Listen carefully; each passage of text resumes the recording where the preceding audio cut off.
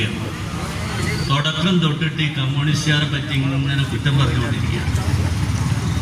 നിങ്ങൾക്ക് CPM-നെ പറ്റി കുറ്റം പറയാം. ഞാനൊരു കമ്മ്യൂണിസ്റ്റുകാരനല്ലേ, എന്നെ വേദിയിലെത്തിയിട്ട് ഇങ്ങനെ വേദനിപ്പിക്കുമോ ജൂനിയർ സാഹിബ്? ഞാനിങ്ങനെ ആലോചിച്ചത് എന്താണെന്ന് അറിയാമോ നിങ്ങളോട്? 1500 കൊല്ലങ്ങളായി ഇസ്ലാം ഉണ്ടായിട്ട് അല്ലെ ജൂനിയർ സാഹിബ്? എത്ര കാഴ്ചപ്പാടോട് കൂടിയാണ് ഇസ്ലാം മതം ഉണ്ടായത് എന്നുള്ളത്. കാരണം അന്ന് തന്നെ അത് കണ്ടുപിടിച്ച ആളുകളിൽ നിർദ്ദേശിച്ച ആളുകളിൽ അല്ലെ ഖുർആൻ ഇറക്കിയ ആളുകളൊക്കെ ആലോചിച്ചിട്ടുണ്ടാവും, ഒരു കാലത്ത് ഇസ്ലാം മതം കേരളത്തിലും വരും, അവിടെ CPM ഭരിക്കും. അങ്ങനെ ഭരിച്ചാൽ പള്ളിയിലൊക്കെ വിഗ്രഹം വെച്ചിട്ടുണ്ടെങ്കിൽ അത് അടിച്ചു കൊണ്ടുപോകും. അതാണ്, അതുകൊണ്ടാണ് ഇസ്ലാം മതത്തിൽ വിഗ്രഹം വെക്കാതെ നിന്നത്. അല്ല, എനിക്കറിയില്ല, അടിച്ചു കൊണ്ടുപോകും. എന്നെ ഞാൻ ഒരാഴ്ച മുമ്പ് 2 ആഴ്ച മുമ്പ് നമ്മുടെ മുൻ കളക്ടർ IAS അദ്ദേഹത്തെ അഭിനന്ദിക്കാൻ വിളിച്ചു. അപ്പൊ വിളിച്ചപ്പോ ഞാൻ പറഞ്ഞു,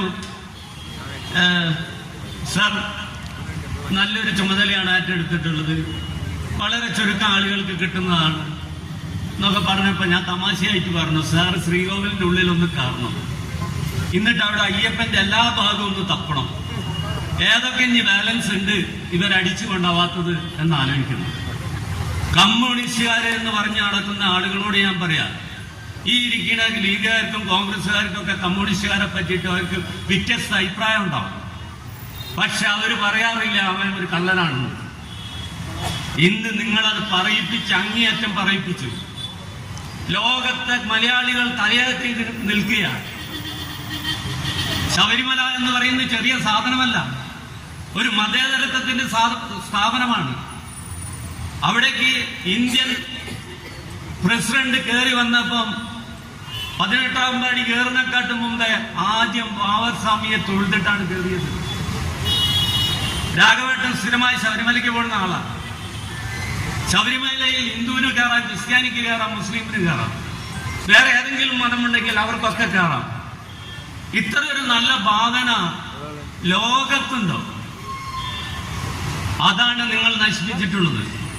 അതുകൊണ്ട് സ്വാമി ഉണ്ടെങ്കിൽ, സത്യസന്ധമായി പറഞ്ഞ സ്വാമി ഉണ്ടെന്ന് എനിക്കറിയാം, ഒരു തോന്നല്.